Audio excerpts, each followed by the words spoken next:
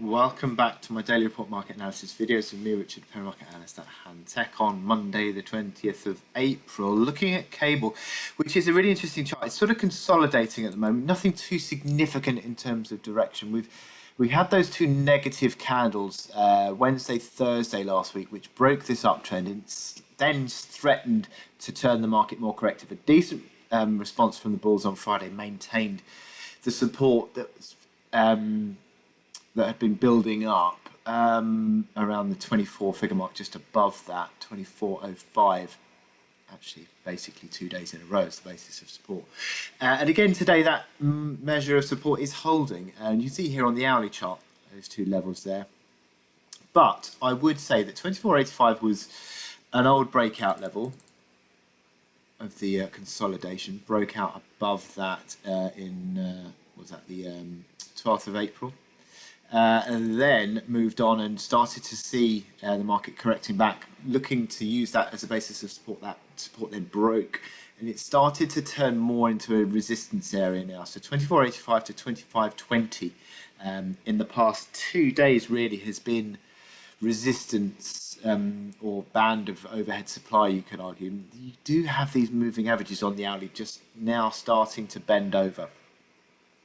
You've got the failure around 60 on RSI, sort of back towards the 30 mark. It's a little bit of a near-term neutral position, but just with a developing marginal negative bias. Nothing too decisive yet in terms of the bias, and that would, I think, become more prominent if you did see a breach of 24.05, that support of Thursday and Friday. Then you'd be starting to sort of consider the fact that you're posting lower highs, lower lows, and you turn corrective once more. And you start thinking, well, next targets would be 50% fib area, the reaction at 160. But for now, we're just hanging around. Very neutral candle, I should say, building today. Very much sort of consolidation for now, but just with an edge, possible edge of a negative bias starting to develop.